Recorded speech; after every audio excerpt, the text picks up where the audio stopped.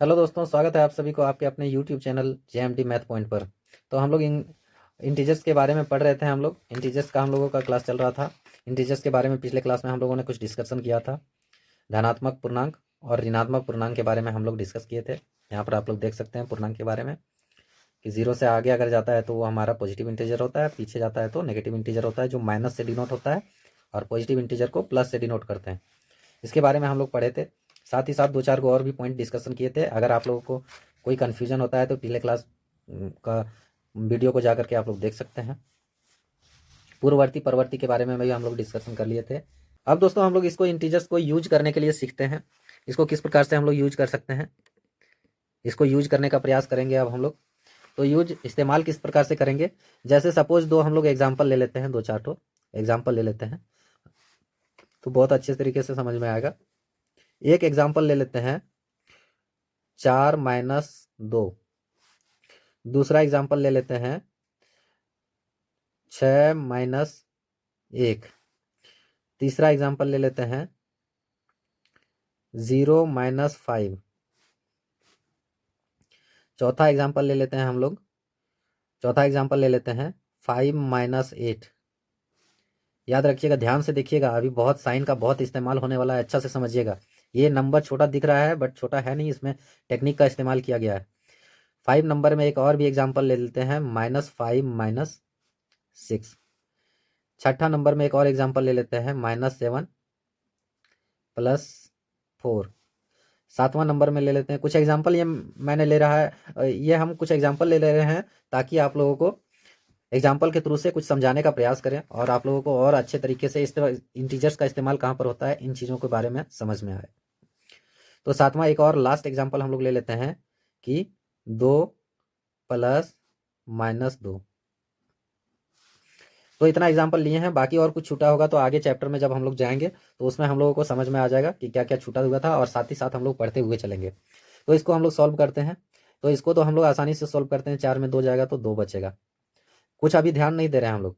याद रखिएगा, एक चीज़ और भी हम बता दे रहे हैं कि कोई भी नंबर, जितने भी नंबर होता है, जितना भी जो नंबर होता है, उनका पहले जो साइन रहता है वही उनका अपना होता है। जैसे 2+2, तो ये जो प्लस का साइन है ये किसका साइन हो गया, ये 2 का साइन हो गया।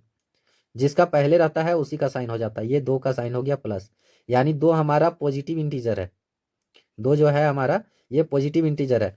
तो ये वाला जो 2 है ये कौन सा इंटीजर है, तो जिसके पहले कुछ ना हो वो पॉजिटिव इंटीजर होता है, याद रखना है। पॉजिटिव इंटीजर होता है जिसके पहले कुछ ना हो, तो कुछ नहीं है यानी प्लस है, तो प्लस है तो पॉजिटिव हो गया, ये प्लस है तो पॉजिटिव हो गया। तो यानी 2+2 हम लोग करते थे तो 4 कर देते थे, क्योंकि इसका भी प्लस था इसका भी साइन साइन प्लस था, तो प्लस और प्लस दोनों मल्टीप्लाई होकर के प्लस का सिंबल देता था। तो इसी के चलते दोनों को प्लस कर देते थे, 2 और 2 4 हो जाता था हमारा।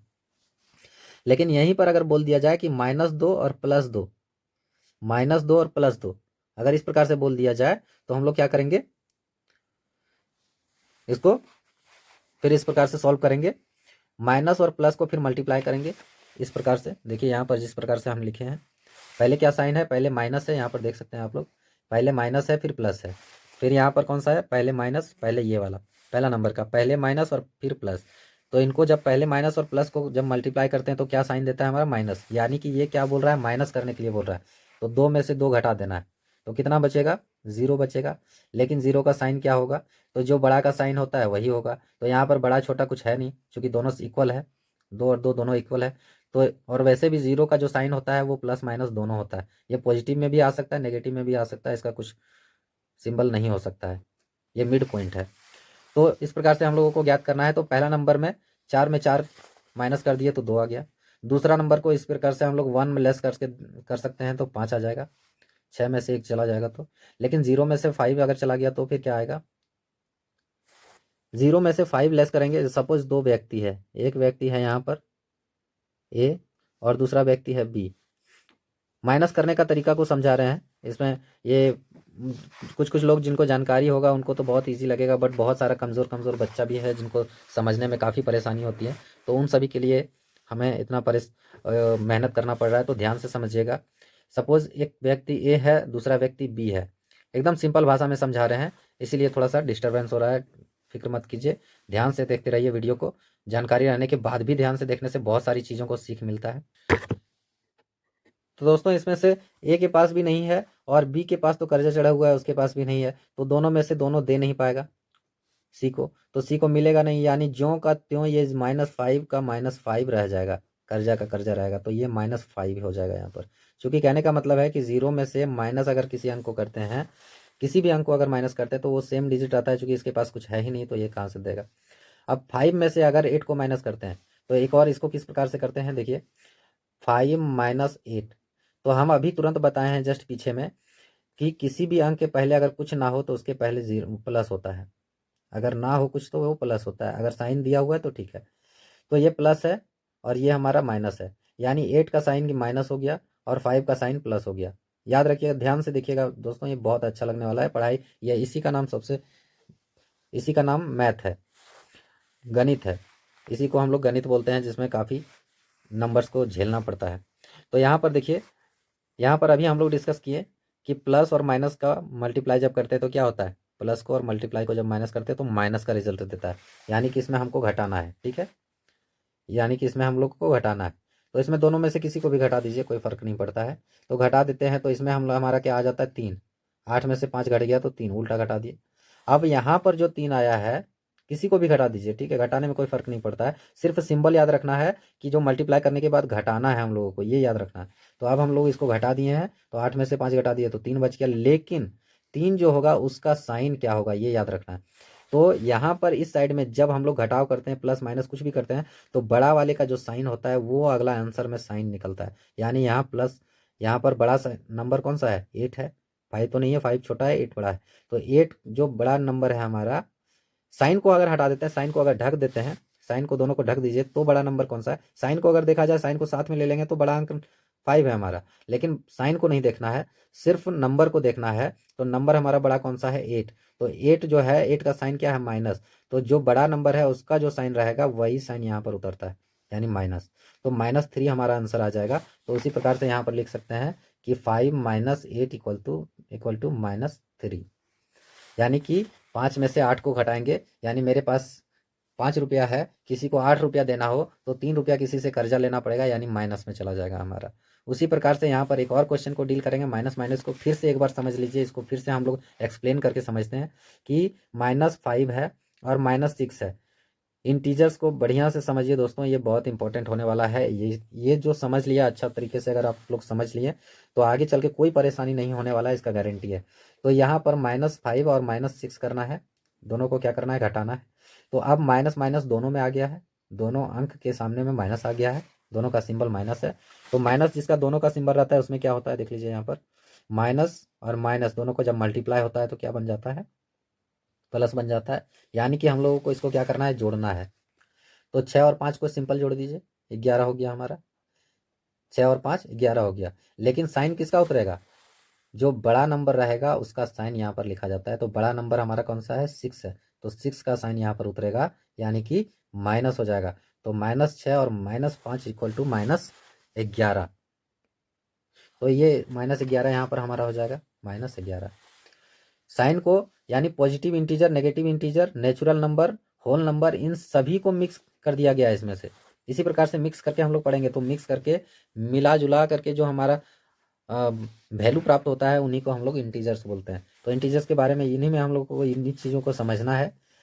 -7 है, -4 +4 है, इसको थोड़ा सिंपल भाषा में अब हम लोग करने वाले हैं, चूंकि एक्सप्लेन करके बहुत कर लिए हैं। अब क्या करना है, यहाँ पर माइनस प्लस माइनस होता है, यानी कि घटाना है।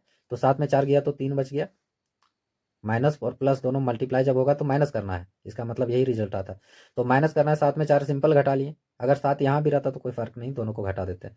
तो 3 बच गया। अब 3 में साइन किसका देना है, बड़ा वाले का देना है, बड़ा 7 है तो 7 का साइन दे देना है यहाँ पर 3, तो -3 आ जाएगा। उसी प्रकार से अगले में 2 और इन दोनों को घटाना है, तो यहाँ पर मल्टीप्लाई का साइन ऑलरेडी दिया हुआ है, अगर नहीं भी रहता फिर भी हम लोग मल्टीप्लाई करते हैं। तो प्लस माइनस माइनस होता है, यानी कि दोनों को घटाना है, तो घटाने के बाद 0 होता है और 0 का कोई साइन नहीं होता है। तो ये हमारा आंसर हो जाएगा। इस तरह से आप लोगों को समझना है और बनाने का प्रयास करना है, प्रैक्टिस भी करते जाना है। तो दोस्तों इस तरह से प्लस और माइनस को, पॉजिटिव इंटीजर नेगेटिव इंटीजर को हम लोग समझ गए हैं। एक चीज़ और जान लेना है एक चीज़ और लास्ट हम इसको एक्सप्लेन कर रहे हैं, उसके बाद हम लोग चैप्टर में घुसेंगे, चैप्टर में जाएंगे और उसको प्रत्येक प्रश्न को सॉल्व करने का प्रयास करेंगे। तो एक चीज़ और जान लेना है, इस प्रकार का साइन वाला हम लोग पढ़े थे पिछले क्लास में, इस प्रकार के साइन वाला हम लोग पिछले क्लास में डिस्कस किए थे। तो इसके बारे में ध्यान में रखना है दोस्तों कि मोर देन, लेस देन और इक्वल टू, इन तीनों के बारे में हम लोगों को पकड़ना है। तो इंटीजर्स में हम लोग पता करेंगे कौन बड़ा है कौन सा छोटा है, इसके बारे में पता करेंगे। तो याद रखिएगा कि इसका नाम है क्या, पूर्णांक। इसको क्या बोला जाता है, पूर्णांक। पूर्णांक का मतलब है पूरा पूरी अंक, ना ही वो डेसिमल में होगा और ना ही वो फ्रैक्शन में होगा, ना ही वो डेसिमल में होगा ना ही वो फ्रैक्शन में होगा। सपोज 1.2 इस प्रकार से एक नंबर ले लिए और एक नंबर ले लिए 1/2, तो इस प्रकार से कोई भी नंबर नहीं रहेगा इसमें, या तो रहेगा -5, या तो रहेगा +5, या तो रहेगा +2, या तो रहेगा -2। इस प्रकार से पूरा पूरी अंक रहेगा, ना ही वो डेसिमल में रहेगा ना ही वो फ्रैक्शन में रहेगा, याद रखना है एक। और दूसरा चीज़ क्या याद रखना है कि कोई भी अंक अगर प्लस में भी दिया रहे, प्लस में अगर दिया रहे तो वो अंक माइनस में जो दिया रहेगा उससे बड़ा होता है, याद रखना। पॉजिटिव वाला अक्सर हमेशा माइनस वाला, नेगेटिव वाला से बड़ा होता है, ये चीज़ को याद रखना है। तो बड़ा छोटा को पहचानने में हम लोगों को आसानी होगा। तो अब देर ना करते हुए इसी के साथ हम लोग चलते हैं चैप्टर में, एक दो प्रश्न को सॉल्व करते हैं, उसके बाद हम लोग फिर से हम लोग प्रयास करेंगे चैप्टर में आगे जाने का। तो देख सकते हैं दोस्तों, प्रश्नावली 3.1 में हम लोग आ गए हैं। प्रश्नावली 3.1 में हम लोग आ गए हैं। इसमें बोला जा रहा है कि निम्नलिखित में से धनात्मक और ऋणात्मक पूर्णांकों को पहचानिए। धनात्मक और ऋणात्मक को पहचानना है। तो जैसे सपोज ए नंबर में, तो ए नंबर में धनात्मक पूर्णांक, धनात्मक पूर्णांक का मतलब हो गया पॉजिटिव इंटीजर। तो पॉजिटिव इंटीजर इनमें से कौन सा है, तो पॉजिटिव कौन सा होता है, जो जीरो के बाद आता है, यानी प्लस में आता है। तो प्लस में कौन कौन सा है, एक ये आ गया 7/4, एक 2 आ गया और एक 3/2 आ गया, ये सब पॉजिटिव में ही है। लेकिन हम क्या बताए कि पूर्णांक में, इंटीजर में फ्रैक्शन को और डेसिमल को नहीं लेना है। तो ये फ्रैक्शन 1 और ये 2 दोनों तो ऐसे ही चला गया, ये माइनस में है, ये होगा नहीं, जीरो होगा नहीं। तो सिर्फ और सिर्फ बचता है कौन सा, 4 और 2, यानी 4 और 2 ये हमारा धनात्मक पूर्णांक है, यानी कि पॉजिटिव इंटीजर, ये दो बच गया। और जो ऋणात्मक है यानी नेगेटिव इंटीजर, तो नेगेटिव इंटीजर जीरो के पीछे आता है, ये सारा प्लस में है, ये सिर्फ माइनस में है, तो माइनस वाला हमारा नेगेटिव इंटीजर हो जाएगा, तो -5 हो जाएगा। इसी प्रकार से 2 नंबर में हम लोग याद करेंगे, 2 नंबर में पॉजिटिव में कौन कौन सा है और नेगेटिव में कौन सा है। तो पॉजिटिव में 51 है, ये डेसिमल में है नहीं होगा, फ्रैक्शन में है नहीं होगा, ये माइनस में है नहीं होगा, ये प्लस में है लेकिन फ्रैक्शन में है तो नहीं होगा, सिर्फ 51 हमारा हो जाएगा पॉजिटिव इंटीजर। और नेगेटिव यानी ऋणात्मक कौन सा हो जाएगा, यानी पीछे जीरो के पीछे, तो जीरो के पीछे -11 हो जाएगा। उसके बाद डेसिमल वाला नहीं होगा, ये भी नहीं होगा, और यहाँ भी फ्रैक्शन में है नहीं होगा, एक -7 हो जाएगा, जीरो के पीछे आता है -7 और -11, ये दोनों हमारा नेगेटिव इंटीजर हो जाएगा। इसी प्रकार से लिखना है, निम्नलिखित में से विपरीत ऑपोजिट लिखिए, इसका उल्टा लिखना है, ऑपोजिट को लिखना है तो उल्टा। भार में वृद्धि को बोल रहा है तो ये कमी कर देना है, -80 है तो +80 हो जाएगा, पश्चिम की ओर तो पूरब की ओर, इसका उल्टा लिख देना है, ये आप लोग कर सकते हैं दोस्तों। तो दोस्तों अगला क्लास में हम लोग पढ़ेंगे 3 नंबर का क्वेश्चन को सॉल्व करेंगे, प्रश्नावली 3.1 का 3 नंबर का क्वेश्चन को सॉल्व करेंगे कि इसमें से बहुत सारा क्वेश्चंस दिया गया है, इसमें से प्लस को और माइनस को, पॉजिटिव और नेगेटिव को बताना है कि कौन सा पॉजिटिव है कौन सा नेगेटिव है, उसको बताना है। तो इसको अगला चैप्टर में, अगला क्लास में हम लोग बताएंगे और पढ़ेंगे, समझेंगे। उसके बाद 4 नंबर में इसी तरह से पूछा जा रहा है कि संख्या रेखा में बताना है, दर्शाना है इनको संख्या रेखा में। तो इसके बारे में अगला क्लास में पढ़ेंगे, तब तक के लिए धन्यवाद। उम्मीद है आप लोगों को वीडियो अच्छा लगा होगा, वीडियो अच्छा लगा होगा तो लाइक करें, सब्सक्राइब करें और बेल आइकन भी दबा दें, ताकि हमें और भी वीडियो बनाने में ताकि हमें आपको समझाने में और भी अच्छा लगे, और भी ज़्यादा जोश जुनून के साथ आप लोगों को पढ़ा सकें। तो कोशिश कीजिएगा सब्सक्राइब करने का और बेल आइकन भी दबा दीजिएगा, ताकि इसी प्रकार का हर एक वीडियो आपको मिलती रहे। और अगले क्लास में हम लोग इंटीजर्स को और आगे तक डीपली पढ़ेंगे। तब तक के लिए धन्यवाद।